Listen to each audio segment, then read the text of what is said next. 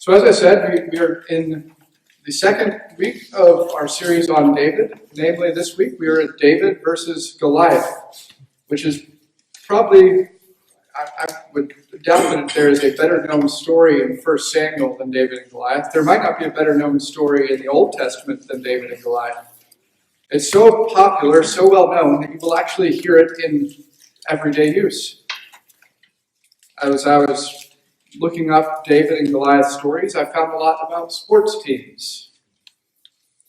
In fact, there are lists of the biggest David versus Goliath battles of all time, the biggest underdog stories of all time. Some pointed to the 2007 New York Giants football, which if you watched the playoffs yesterday or will this afternoon, it is timely that in 2007, a guy who no one had ever heard of, David Tyree, caught a ball, pinned it against his helmet. They finished the drive and beat the undefeated Patriots. Some pointed to the 1980s, Jimmy Valvano's NC State team beating a great Houston team with future NBA Hall of Famers on it. Buster Douglas, I'm not a big boxing person, but Buster Douglas was like a 40-1 long shot against Mike Tyson, and he won. But the biggest one, the one that pretty much every single list said was the biggest David and Goliath story of all time, comes from 1980. That's right. The U.S. Olympic hockey team, made up of college kids from 2 universities, went up against a Russian team that played together constantly, that just a few months earlier in preparation for the Olympics beat a team of NHL All-Stars. And the college kids, in one game, actually in the semifinal, they actually had to go on and beat Finland to win the championship, win the gold medal. But in the semifinal, they faced the Russians, and as Al Michaels, who called a football game yesterday I listened to, said in 1980s, do you believe in miracles? Because it was a miracle. David had slain Goliath, this incredible Russian hockey team that literally all they did their entire life was play hockey together, because that's what the Soviet Union cared about, was that they wanted the best hockey team possible. And it's cold there, so they have plenty of opportunity to play. So they built this incredible hockey team and hockey system, revolutionized the sport, but they lost to a group of college kids. David and Goliath is a familiar story for us, which actually makes it a hard text to preach, because you all know this story very well. You know what's going to happen. I don't even have to tell you the story. You know what happens. It's so common that last year Survivor, a reality show on television, actually had the theme David versus Goliath. These really big, strong people on the Goliath team or people with successful business, and then they put all the nerds on the David team. Mm-hmm. And guess what? The David won. One of the Davids won. So the question then is, how do we go through this David and Goliath story that is so well known to you and to me, and pull out what God is trying to communicate in it? Because it's a great story, right? That's why it's so commonly known. It's why it's so well used. In fact, Malcolm Gladwell wrote an entire book about David versus Goliath. So why did God put this in here is the question. Because it's not just about the underdog winning. It's about something bigger. It's about what God was doing to bring about salvation for his people from their greatest enemies. And that's what we're going to see this morning. For the background, the Philistines were a group of people living in the Promised Land when Joshua and the nation of Israel came from the Exodus, from the story where they wandered the desert for 40 years. It was their job to clear out the land, to remove it of all the foreign people, and to have the entire land to themselves. They got pretty far along and they stopped and did not conquer the Philistines. The Philistines became a thorn in the side of Israel for years and years. Saul is now king of Israel. He's the reigning king. He'd been chosen in 1 Samuel 9 to be king, in fact. But last chapter, and last week, if you were with us, David, the son of Jesse, was anointed to be king in Israel. But he's not yet king, so we have this tension. We have a current king and a not yet king. And now there is a battle afoot. But the key thing from last week that's going to carry to this week is a line that I talked about a lot last week, and that is this, that God does not judge by outward appearances. That outward appearance does not determine what is going to happen. And that is going to carry into this story today. To spare having to read all of chapter 17, I'm going to tell parts of the story and then weave in some text as we go. Because otherwise it'll be a very, very long reading. I'm afraid I'll lose you. So as it happens, the Philistines and the Israelites are meeting on Israeli territory in an area called the Shpela. It's very fun to say. Kids, you want to try to say Shpela? Yeah, it's fun. It's a series of hills and valleys, and this one is the Elah Valley, which has a brook in it. On one side of the valley is the Philistine army. They're in their line, ready to fight. On the other side is the Israelite army. They're in line, ready to fight. But they are not fighting. And instead, a man named Goliath, who we learn is very tall, very ominous figure, comes out and challenges someone to fight him. Look at verses 8 through 11. He stood, this is Goliath, he stood and shouted at the ranks of Israel, "Why have you come out to draw up for battle? Am I not a Philistine?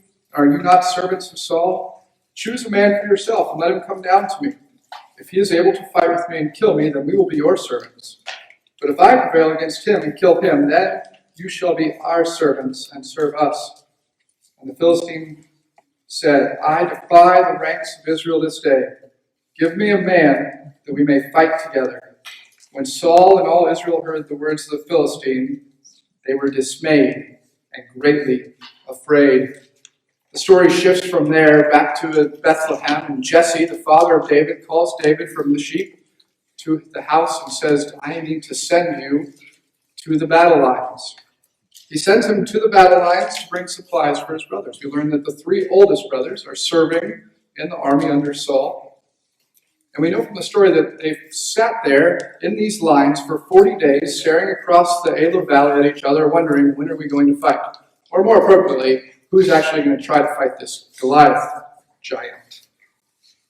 And so, in this time, they don't have typical supply lines. They don't have army rations. Instead, if you eat, it's because your family sends someone with food. And that's what David is. He is sent from his father to his brothers with food, with care. He brings it to them, and in 18, it says this: "Also, take these 10 cheeses to their commander of their 1,000. See if your brothers are well, and bring some token from them." That was the job of David. Now Saul and they and all the men of Israel were in the valley of Elah, fighting with the Philistines. And David rose early in the morning and left the sheep with the keeper and took the provisions and went as Jesse had commanded him. And he came to the encampment as the host was going out to the battle line, shouting a war cry. And Israel and the Philistines drew up for battle, army against army, and David left the things in charge of the keeper of the baggage, and ran to the ranks, and went and greeted his brother. As he talked with them, behold, the champion, the Philistine of Gath, Goliath by name, came out of the ranks of the Philistines and spoke the same words as before, and David heard him. All the men of Israel, when they saw the man, fled from him and were much afraid. And the men of Israel said, "Have you seen this man who has come up? Surely he has come up to defy Israel. And the king will enrich the man who kills him with great riches. He will give him his daughter, make his father's house free in Israel." And David said to the men who stood by him, "What shall be done for the man who kills the Philistine and takes away the reproach from Israel? For who is this uncircumcised Philistine, that he should defy the armies of the living God?" And the people answered him in the same way, "So shall it be done to the man who kills him." Now Eliab, his oldest brother, heard when he spoke to the men. And Eliab's anger was kindled against David, and he said, "Why have you come down? And with whom have you left those few sheep in the wilderness? I know your presumption and the evil of your heart, for you have come down to see the battle." And David said, "What have I done now? Was it not but a word?" And he turned away from him toward another and spoke in the same way, and the people answered him again as before. When the words that David spoke were heard, they were repeated before Saul, and he sent for him. David said to Saul, "Let no one's heart fail because of him. Your servant will go and fight the Philistine." And Saul said to David, "You are not able to go against the Philistine and fight him, for you are but a youth, and he has been a man of war since his youth. But David said to Saul, your servant used to keep the sheep of his father. And when there came a lion or a bear and took the lamb from the flock, I went after him and struck him and delivered him out of his mouth. And if he rose against me, I caught him by his beard and struck him and killed him. Your servant has struck down both lions and bears, and this uncircumcised Philistine shall be like one of them. For he has defied the armies of the living God. And David said, the Lord who delivered me from the paw of the lion and the paw of the bear will deliver me from the hand of this Philistine. Saul said to him, go, and the Lord be with you. Saul gives David his armor, and he goes off, and he says, I'm not going to wear the armor. Puts it down. In fact, the armor probably would have been quite big. What we know about Saul is that he was a tall man. David is but a youth. So David says, I haven't tested this armor. I don't know what this armor does. I'm not going to use it. So he sticks to what he knows. He takes a sling, takes a shepherd's pouch. He goes and gets 5 smooth stones from the brook, and he goes off to fight. And from there, you know the story. David throws 1 stone, striking Goliath in the forehead, knocks him dead, and then he goes and, for good measure, takes Goliath's sword and finishes him. So, what do we do with this story? Right, that's the question. What do we do with this David versus Goliath story? We know it well. So how I want to go through it today is looking character by character about what God is doing. The first character that we come across is Goliath. First thing that stands out about Goliath is his height. Depending on the manuscript, he is either 6 cubits tall or 4.5 cubits tall. If he's 6, then he's about 9 feet 9 inches, which is quite large man. The tallest man ever measured, I looked it up, Robert Pershing Wadlow of the United States was measured on June 27th, 1940, and came in at 8 feet 11 inches tall. So it's possible that Goliath is 9 feet 9. We don't really know. If he's only 4.5 cubits, then he's 6'9", which is still quite large if you consider that the average height of a person in David's day was probably about 5'6". So even if it's 5'6" versus 6'9", that's nothing to scoff about. Some say that Goliath gets his genealogy from some of the giants that we learn about in Genesis, from the Nephilim coming down to the Philistine army. It fits with the description that the spies, remember the Exodus story, when they leave Egypt, the spies go into the promised land to determine, are we ready to go and take over the land that God has promised us? And they said, the people are too big, they're giants, we cannot go. Except for 2 guys, Joshua and Caleb. So it seems to fit with the story that this man is a giant. And his armor, which would have been up to 125 pounds of armor, certainly characterizes him as the giant. We skipped over it, but there's this section of 4 verses, or 3 verses, where all the narrator does is describe the weaponry. It's quite advanced weaponry. It's similar to descriptions in the Iliad, which is a Greek writing, about what an armored soldier would look like. The only downside to such heavy armor is that he would be slow. But what the armor tells us is that he is guarded from head to toe, only his face being open. And each and every day, for 40 days, Goliath came out of the ranks of the Philistines. He stood and he challenged the people of Israel. The key word in verse 10 is that very word, challenge. It's repeated several times in this passage because we want to get the feeling of adversary. Not just adversary, but open contempt. This is not a like, hey, let's go spar. This is anyone who wants to try this is going to lose. I would often make a deal at youth group when I was a youth pastor that if you could beat me in ping pong, I'd buy you ice cream after a youth group. It was an open challenge. And foolish first-time children would try me. Right? Now, it was not open contempt, it was a little bit of contempt. Because I wanted them to understand that if they came at me in ping pong, they were going to lose. Same thing is happening here with Goliath. He is quite confident of his battle readiness. He is a giant. He is prepared to fight, and if he is a giant and the average guy is 5'6", it's not a fair fight. That's why boxing and other combat sports have weight divisions. Because if I fought in a heavyweight division, I would die. I'd probably die in whatever division I would be anyways, but I would certainly die getting hit by a heavyweight, yes? He is a Philistine. There's a connotation for a long time because of the way that David and other Israelites talked about the Philistines, that they were completely uncivilized.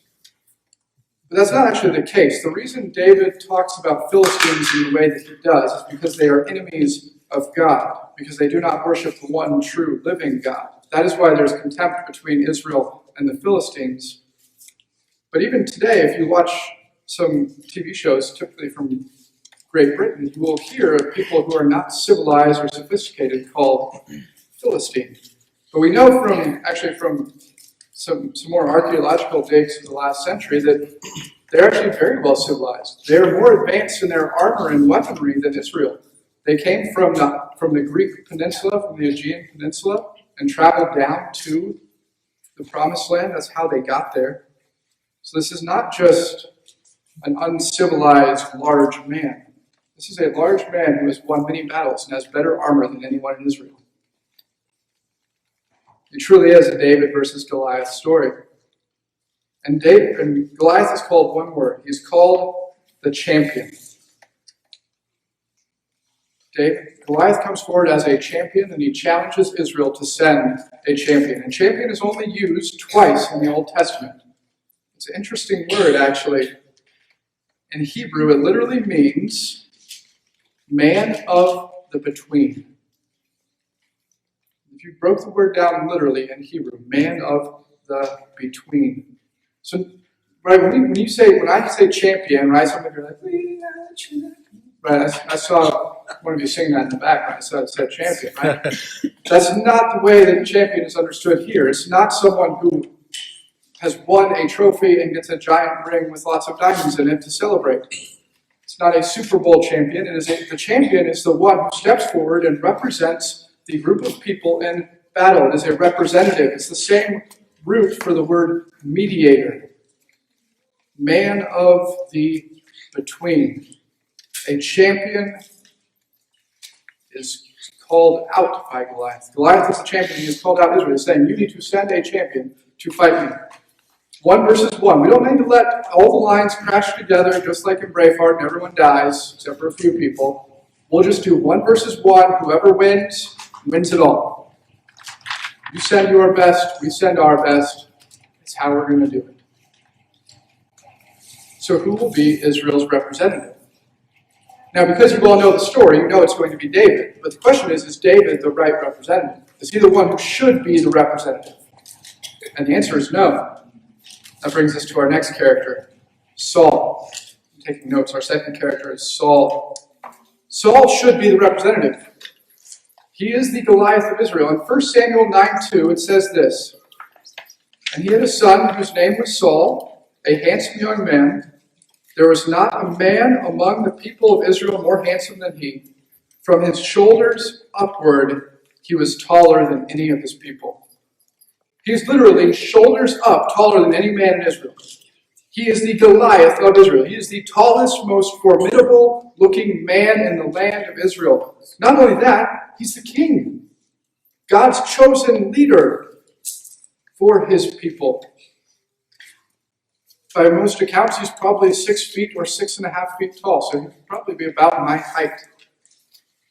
He is the one most built for the fight. He is the one that was truly challenged for the fight. If you've noticed as I was reading Goliath's words, the Goliath's challenge was that you're just servants of Saul.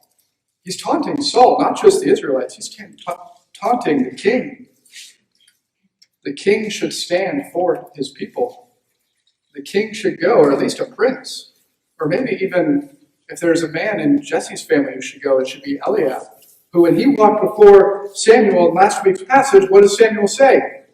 He is of great stature. He is tall. He is big. He is the oldest. He is the one in Jesse's family that should fight.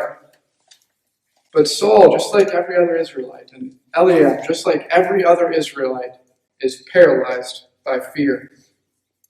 They are living in fear. And in a broken, fallen world that we live in today, just like they lived in then, it is really easy to operate out of fear. Out of fear of what might happen, out of self-preservation. It's It's really easy for that to be our mindset each and every day.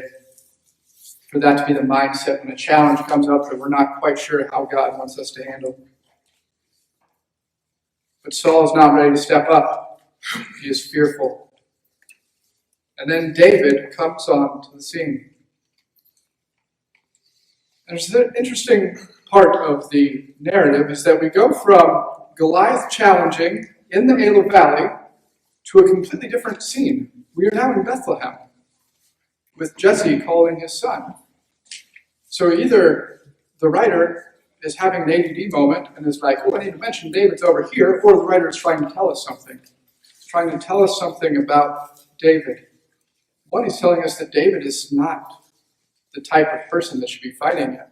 He is still under the authority of his father. He is still a shepherd. And he's sent from his father to care for his brothers. He comes down and begins to interact with the people, the men on the line. He hears the challenge. And that's where it gets interesting. Notice what he says, verse 26. David says to the men who stood by him. So David is talking to the Israelites, who each and every day go and stand ready for battle and see Goliath come out and taunt them. And he says this, what shall be done for the man who kills the Philistine and takes away the reproach of Israel? For who is this uncircumcised Philistine that he should defy the armies of the living God? That's the key line right there. He's not saying, who does this guy think he is?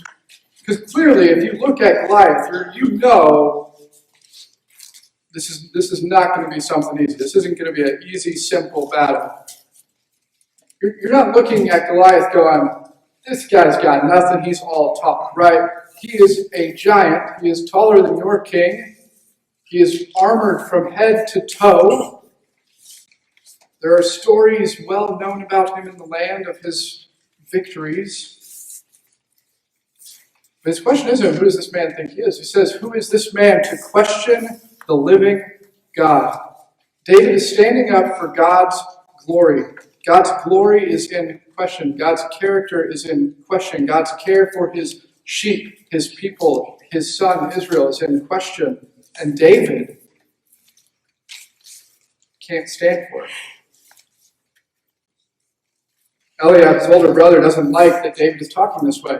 Probably because it brings up to the fact that Eliab is not talking like this way.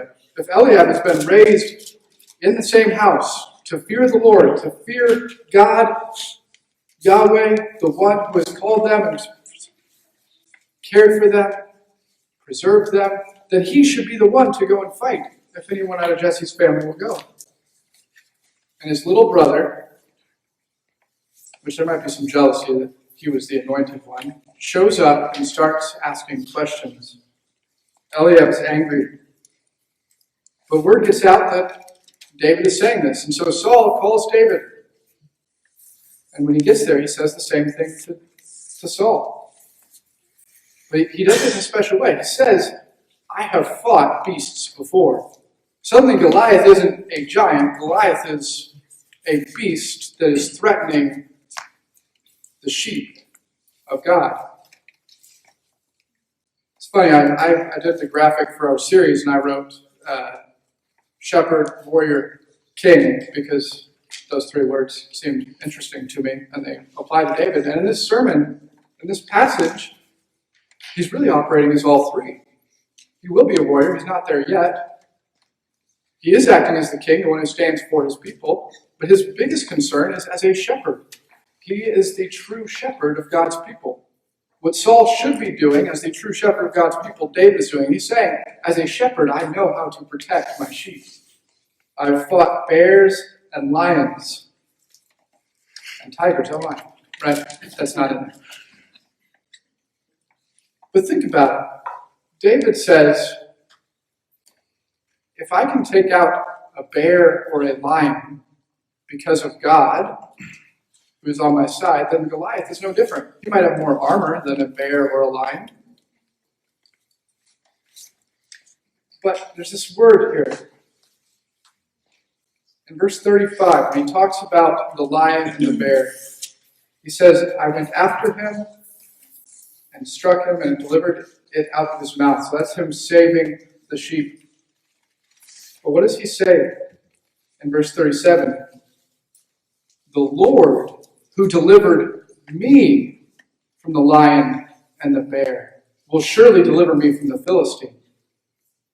He was the one who killed the bear and the lion, but he's not bragging about it. He is the opposite of Goliath. Goliath is out here saying, look, I've beaten all these people. I got the armor, I've got the height. Bring your best. And David says, I have killed the bear and the lion. Not me, but God delivered me from them. Certainly God will do it now. David's primary concern is with the glory of God. David is showing us the true fear of the Lord, because Saul is operating out of fear. The Israelites are operating out of fear. Eliab is operating out of fear. So what in your right mind would make you not fear Goliath? And the answer is the fear of the Lord. Fear of the Lord is talked about all throughout, like Psalms and Proverbs, and there's some really weird things, like the fear of the Lord is the beginning of all wisdom, and you're like, I'm supposed to be scared of God, and then I'll be smart, and I'll understand this. So what does it mean to fear the Lord? David is showing us here. It means to have a greater fear. David has a greater fear and reverence for his God than he does for the dangers of this world. Right? If I'm standing on the edge of a cliff looking 15 feet down at the water, what is going to make me jump? What is going to make me overcut? And I don't like heights, by the way. I'd get up on the roof to take down Christmas lights, and I was freaking out. Right? What's going to make me jump if I don't like heights? What's going to make me go over that fear? And the answer is, if there's an 8-foot bear behind me, I have a greater fear of the bear than of the jump, and I will go for it. David has a greater fear of the Lord than he does a fear of Goliath, because he knows the power of God. He has been anointed by God. He has the Spirit of God dwelling in him, and it leads him to do what no one else will do. He is no longer overcome by fear. And what happens then is he goes and he fights this giant. He goes and he fights Goliath. And it'd be really easy to look at this story and say, the story of David and Goliath is a story about us needing to have courage. It's a story of us needing to take on our enemies so that we can then get the favor of the king, which David gets. David gets Saul's daughter in marriage. David gets riches. David gets praise and honor. And it's really easy to look at this story and say, if you take on the battles and the enemies that are in front of you, then God will bless you. That if you will sacrifice of yourself, that God will bless you. But that's not the main point of the story. That's not the main point of the story. The main point of the story is that the champion has come. The champion, the one who stands between, has come. And when David wins, Israel wins. When David wins, Israel wins. David and Goliath is a story that draws out our deepest longings. It's why we talk about underdogs. It's why we care about whether or not odds matter. And what happens in the story is we start to think that we're the underdog. Right? I'm the underdog. I've got all these trials in front of me. If I have the right courage, God's going to bless me and I'm going to be great. God's going to make me his own David. And we start to think that we're David in the story. But the truth of the matter is we're not David in the story. We're the Israelites who are scared, sitting on the sidelines saying, this is not a battle that I can win. Because David is not just a champion for Israel. David is a picture of the champion who will come. You see, Jesus is the true and better David. He is the anointed one, which is the exact phrase used to describe what Samuel does to make David king. He is anointed. He is the Messiah. Jesus is the true and better David, who is sent by his Father to care for his brothers. Jesus is the true and better David, who, though he is rejected by his brothers, will still sacrifice for them. Jesus is the true and better shepherd who cared for his sheep more than he cared for his own life. Jesus, in fact, said in John 10 that I am the good shepherd. I lay down my life for my sheep. No one takes it from me, but I do it on my own. Jesus is the true and better champion of God, because our true enemy is not the difficult thing that's right in front of you, although that doesn't mean it's not difficult or hard. Our true enemy in this world is a man who simply has the name enemy. We don't often talk about Satan like that, but Satan is the true enemy. He is the one who brings death into the world by tempting the woman. He is the one who questions the goodness and glory of God and leads the people of God to do the same. He is the one who taunts us with sin. He is the enemy who reigns because of death. He is called the prince of the power of the air. Jesus is the true and better champion of God who does sacrifice himself. He is the true and better David, the man of the between. He is the one who stood in the gap when we were on the sideline, and it was because of his victory we received victory.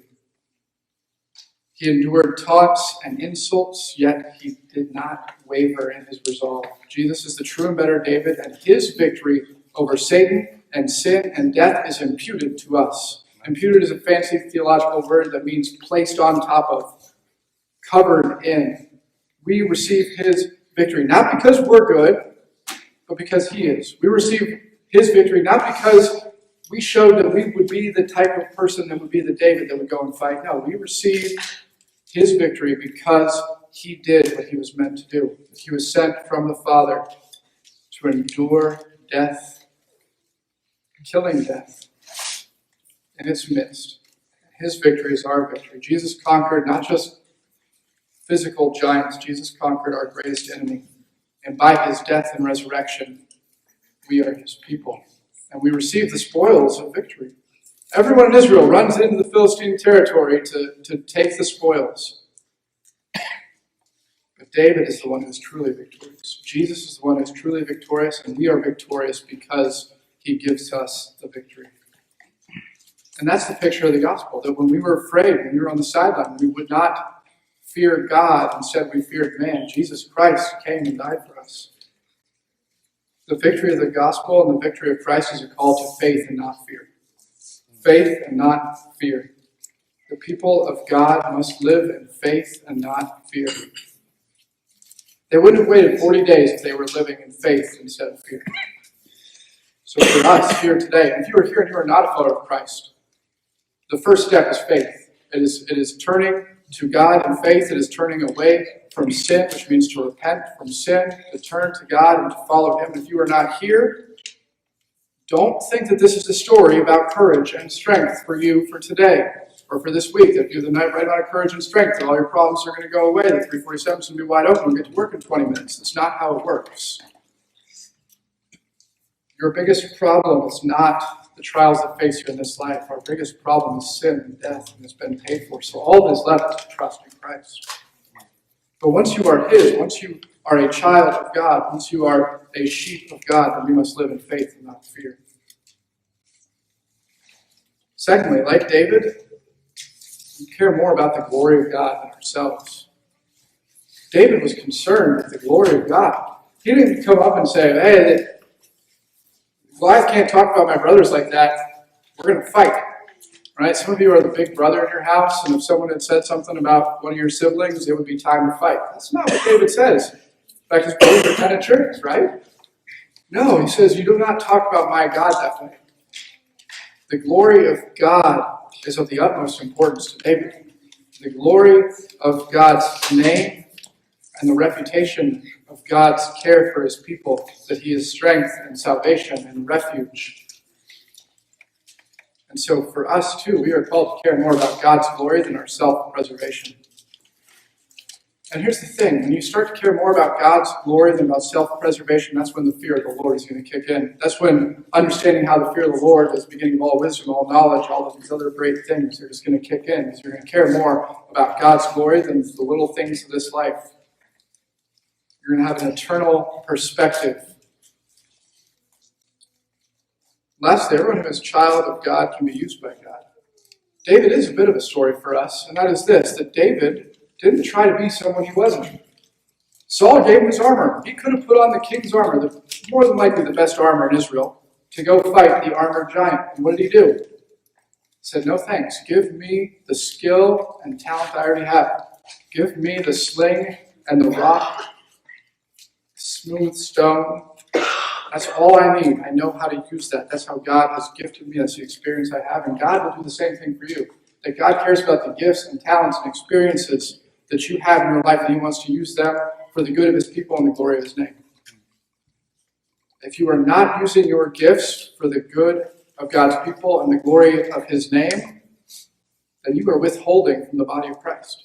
And you need to stop it. Because we need you to use your gifts for the glory of God and the good of His people in order for us to be the church. I was texting with Sue Ann last night, and she was talking about how she goes to the infusion center to get fluid drained from her stomach. And how when she's there, she always has a playlist of worship songs that she plays. And so she is sitting here in an infusion chair being drained of fluid in pain. She hates needles. And she is sharing the gospel with nurses, trying to explain to them what the songs are about, trying to help people who haven't heard Amazing Grace in decades to understand why we sing Amazing Grace. Sue Ann could easily say, I'm just here, let me get this over with, let me go home and rest. But no, Sue Ann says, even this is an opportunity from God to use what I have to share the gospel. Now, that doesn't mean that you need to go to an infusion center and share the gospel. What it means is wherever God has placed you, He has called you. Sometimes we have this really weird viewing of God's call, that God calls us to these crazy things. He writes it in the clouds, and we'll know exactly what to do. But that's not really the biblical understanding of calling. The biblical understanding of calling is that where God has you, whether it's in your home, as a mother, in your workplace, as a retiree, at the gym, on the golf course, God has put you there so that you can use your gifts and talents to spread the good news of Jesus Christ. God wants to use you and who you are, and your primary calling is to glorify Him and serve the good of His people by the gifts and talents you already have. That is what David did. David is the true champion of God who overcame the odds. It is a David versus Goliath story. But he points to the better champion who came to die for us, that our true enemy, sin, would be defeated, and that His victory is given to us. Let's pray. Father, I pray that you would help us to look beyond familiar stories to understand the bigger picture of what you're doing. We thank you for David, that he is such a wonderful picture of your Son who came. Jesus, as a descendant of David, is the true and better David. And His victory is our victory. And so we thank you for His victory this morning, that we can live in it, that we can serve you because of it. So help us to not live in fear, but instead to live in the knowledge and confidence that the champion, the man of the between, has already stood in between for us and paid it all. So help us to look to Him and to trust in Him. We pray this all in Jesus' name, Spirit's power. Amen.